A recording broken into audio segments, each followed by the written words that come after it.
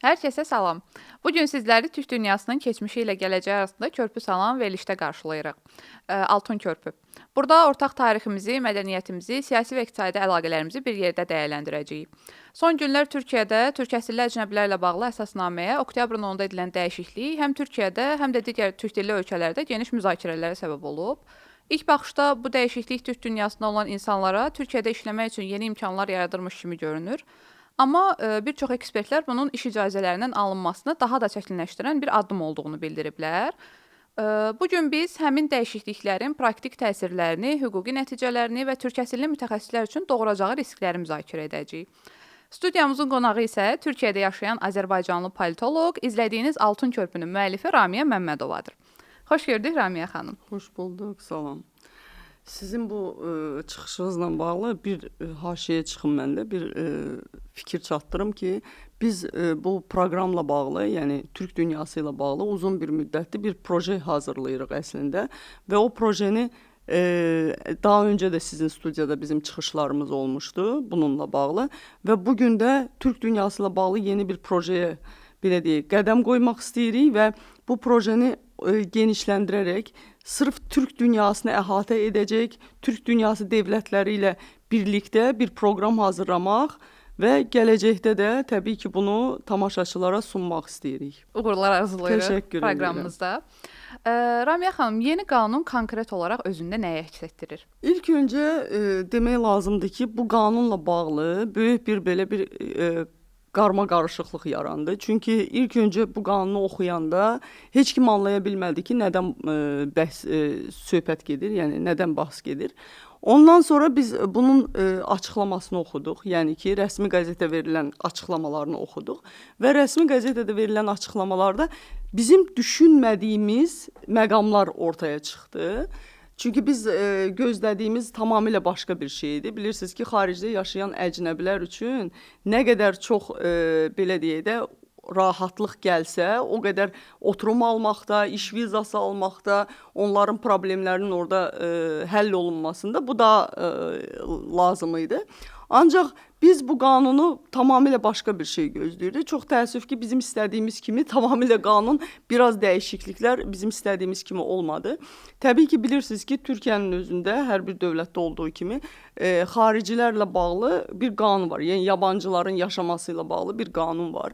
Burada onun oturum almasıdır, yəni ikamet almasıdır, uzun müddətli və ya qısa müddətli iş vizasının başvurmasıdır.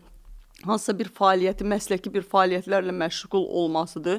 Çünki bunu demək istəyirəm ki, hər bir dövlətdə belə bir qanunlar var. Türkiyədə də var. Türkiyədə hər bir insan, belə deyək də, hər məsləklə məşğul ola bilməz. Məsələn, bunu da deyim ki, məsələn, bir avukat olaraq gəlib, əgər öz ölkəsində problem yaşamırsa, o Türkiyədə avukatlıq eləmək üçün biraz çətinlik çəkir. Yəni, belə deyək də, orada avukatlar çox olduğu üçün o məsləyə icazə verilmir. Problemlərlə Problemlər deməzdim, yəni daha çox başqa bir professiyalar olsa daha məqsədə uyğundur. Ona görə də bu məsələdə biz yəni fıkraları oxuduğumuzda, yəni rəsmi qəzetədə verilən açıqlamanı biz oxuduğumuzda biz tamamilə gördük ki, burada bənd-bənd olaraq tamamilə başqa bir şeylər üzə çıxır. O bəndlərdə artıq belə deyək də bir hansısa məsələn bir Azərbaycanlının və bir Qazaxstanlının, Qırğızın daha öncə rastladığı belə deyək problemlərin həlli olmur. Sadəcə olaraq Türkiyə dövlətinə gələn və öz ölkəsində azğınlıq sayılan, yəni azlıq sayılan bir millətə şamil olunan bir rəsmi dəyişikliklərdir. Bu da belədir. Məsələn, Suriyadan gələn bir azlıqdır, İraqdan gələn bir türkmən azlığıdır ki, bunlar öz dövlətlərində hansısa bir təqib məruz qalırlar, hansısa bir məsələyə işi görə bilmirlərmi və bununla bağlı bu qanunda belə bir dəyişiklik oldu və bu dəyişikliyin də belə deyək də bu şamil oldu bu azlıqlara. Mən buna burada bir haşiyə olaraq çıxım ki, tam olaraq bizim insanlarımız anlasınlar. Mən sizə burada bu qanunla bağlı bir oxuyum. Türk devlətlərindən ölkəyə, yəni Türkiyəyə gəlmiş olan soydaşlarımızla ilgili belə bir bunu belə deyək də son Anadolu Ajansında Türk Dünyası Başkanı Profesör Kürşad Zorlu'nun da çıxışları var idi və bu Kürşad Zorlu'nun çıxışından bir oxuyum, sitat olaraq gətirim ki, nə deyir? Deyir ki, burada özellikle ifade etmek istəyirəm deyir. Türk devletlerinden ülkemize çalışmaya gelen kardeşlerimizle, soydaşlarımızla ilgili, yani bizim kimi insanlarla, azlıklarla değil, 67-35 sayılı Uluslararası İş Gücü Kanunu ve 64-58 sayılı yabancılar ve Uluslararası Koruma Kanunu olduğu gibi devam ediyor. Yani bunun bize Türk devletlerinden gelen, Türk devletleri ailesine olan işçilere, belə deyək də, hiçbir şey şamil olunmur. Burada bir değişiklik yok. Yani bizim için burada bir değişiklik yoktu.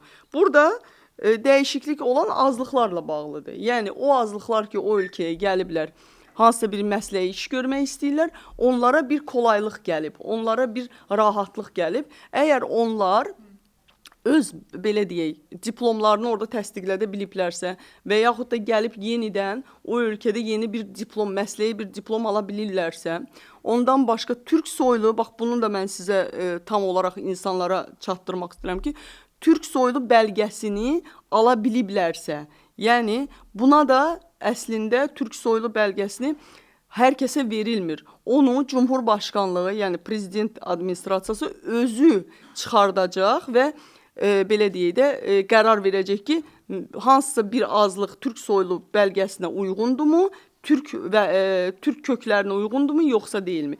Bunların hər birini yəni nəzərə almaq lazımdır. O dokumentliyə belə deyək, sənədlər verildikdən sonra orada prezident administrasiyası bir qərar verəcək. Bu azlıqlar Türk soylu millətə uyğundurmu, uyğun gəlmirmi? Ona görə bu məsələlərdə ona bu şamil olunacaq. Yəni burada belə bir belə deyək də biraz boşluqlar var bu qanunlarda və o boşluqlardan kim necə yazı və ya istifadə edə biləcək. Ona görə də bu məsələdə belə deyək də biraz başqa cür çıxdı ki, bizim yanlış anlaşılma oldu. Çünki fıkraları burada oxumadı və ümumi məlumat verildi və bu da bütün Türk devletlərində bir yanlışlığa gətirdi, çıxardı. Xaos yaratdı. Xaos deməzdim təbii ki, ancaq bir belə deyək, yanlış anlaşma verildi. Çünki biz yenə dediyim kimi bizim orada yaşayan vətəndaşlar olaraq biz gözləyirdik. Məsələn, son bir neçə ildir bilirsiniz ki, Türkiyə dövlətində oturum almaq çox çətinləşib. Həddən artıq çox çətinləşib. İş vizası almaq çox çətinləşib.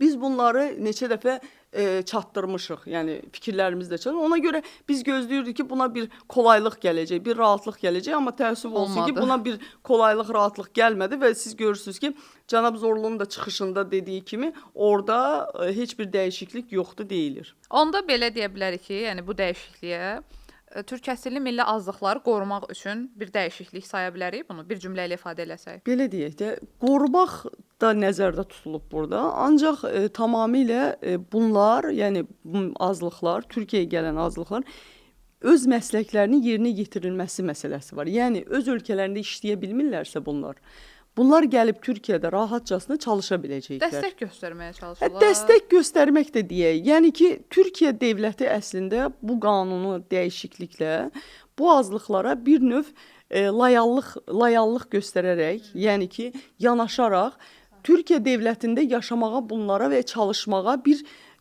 şans yaradır, izin verir.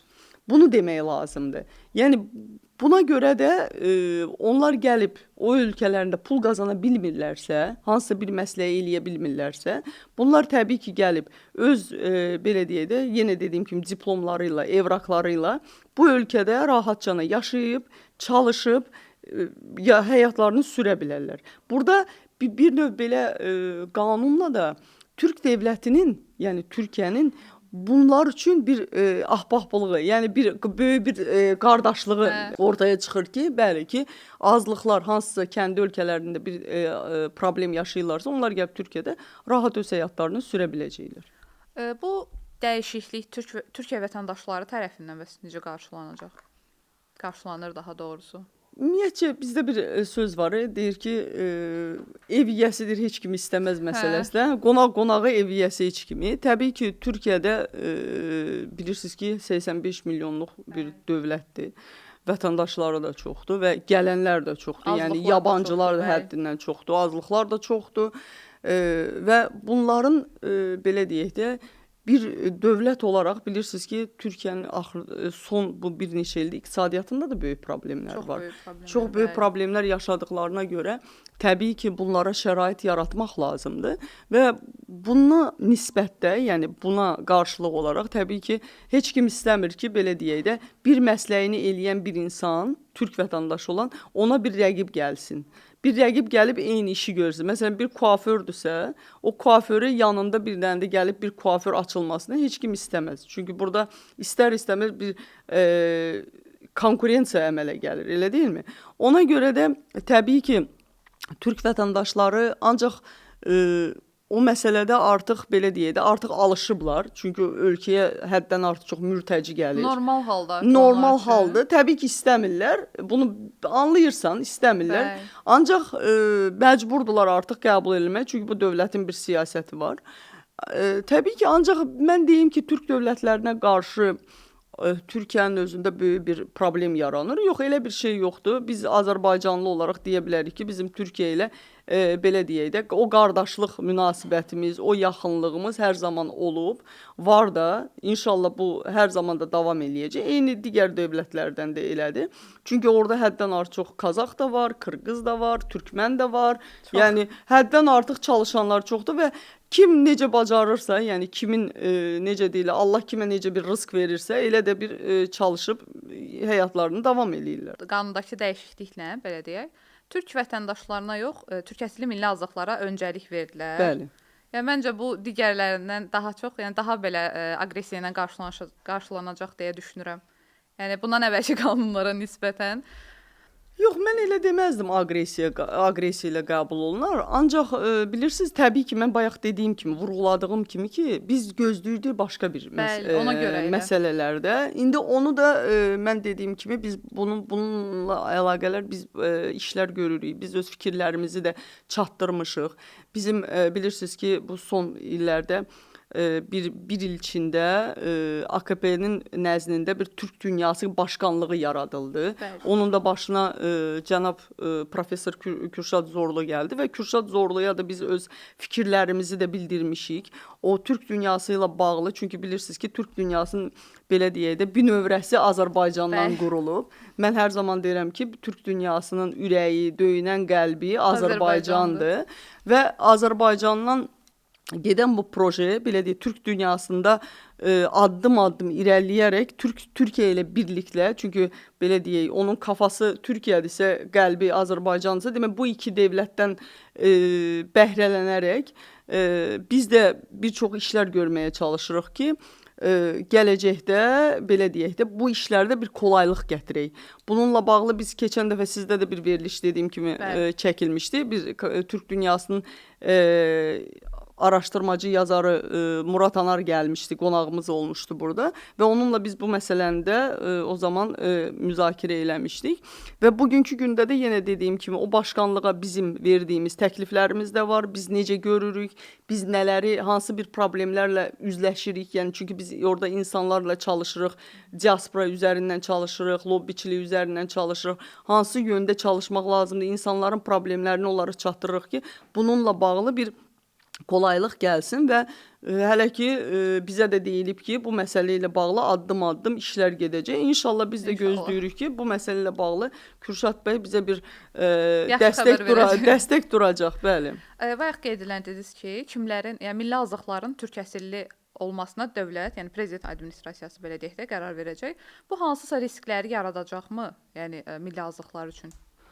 Ola bilər ki, hansısa milli azlıqlar üçün yarada bilər. Çünki biz tam deyə bilmərik ki, biz bugünkü gündə Cumhurbaşqanlığı belə deyək də, prezident administrasiyası olaraq hansı bir qərar qəbul edəcək. Bəlkə elə bir azlıq olacaq ki, onlar türk soylu bəlgəsi vermək niyyətində olmayacaqlar. O zaman biz ona heç bir şey, yəni heç nə eləyə bilməyəcək. Çünki o qərarı artıq Cumhurbaşqanlığı özü verəcək. Və bu da əslində biraz müəmmalı bir məsələdir. Çünki ona heç kim qərar, yəni heç kim net olaraq bir şey deyə bilmir. Qərardan sonra artıq Qərardan bilinəcək. sonra bilinəcək yəqin ki, bəli, ona da yəqin mən belə başa düşürəm ki, ümumiyyətcə Türk Dünyası Başkanlığı ilə birlikdə bu məsələdə bir çalışmalar gedəcək. Və son olaraq soruşmaq istəyirəm ki, türk dilli ölkələrdə bu mövzu ilə bağlı yaranan narahatlıqlara görə hansı addımlar planlaşdırılır ümumiyyətlə? Mən bunu biz danışdıq bu məsələ ilə, bu verilişdən öncə mənim müsahibələrim də çıxdı bununla bağlı və başqanın özünün də, yəni müsahibələri çıxdı. Bu məsələ ilə bağlı biz fikirlərimizi bildirdik başqanlığa və başqanlıq dedi ki, bu məsələ ilə bağlı daha çox geniş bir müzakirələr edəcəklər. Çünki artıq onlar da başa düşdülər ki, bu qanun çərçivəsində çox böyük bir anlaşılmazlıq tək bizim mediada deyil, Azərbaycan mediasında deyil tək. Bax, bunu mən tam cizgi ilə demək istəyirəm ki, bu həm Türk mediasının özündə bu qanunla bağlı bir çaxnaşma yarandı. Digər Türk dövlətlərlə bağlı mediaların bir çaxnaşma yarandı. Çünki mən Azərbaycanın özünün mediasında baxdım, gördüm, oxudum, gördüm ki, çox böyük yanlış ifadələr gedir, yanlış anlaşmalar gedir və başqanlıqla bağlı, yəni başqanlıq özü bu məsələyə şəxsən nəzarət edəcək, şəxsən özü bu məsələyə müraciət edəcək və əgər səhv eləmirəmsə, biz Kürşad bəyin çıxışından öncə da o deyəsən cənab Ərdoğanla da görüşmüşdü və görüşdən sonra artıq tam dəqiq olaraq bu məsələyə aydınlıq gətirərək artıq ondan sonra özü müsahibələr verdi. Anadolu Ajansına verdi, hansısa bir çıxışlarında verdi televizyada və digər addımlara gəlincə artıq təbii ki, biz o məsələdə yazılı olaraq da təqdim eləmişik və onlara baxılmasını bugünkü gündə də biz gözləyirik. Çünki Türkiyənin özündə çox böyük, belə deyək də, o xarici vətəndaşlarla əlaqəli böyük problemlər əslində yaşanılır. Kimsə deməsin ki, yaşanılmır. Çünki biz bunun içindəyik. Ən böyük də elə bu iş vizası ilə və oturum vizası ilə bağlıdır. Çox sağ olun, təşəkkür edirəm mənim qonağım olduğunuz üçün. Növbəti bölümlərdə görüşmək ümidi ilə sağ olun, sağlıqla qalın.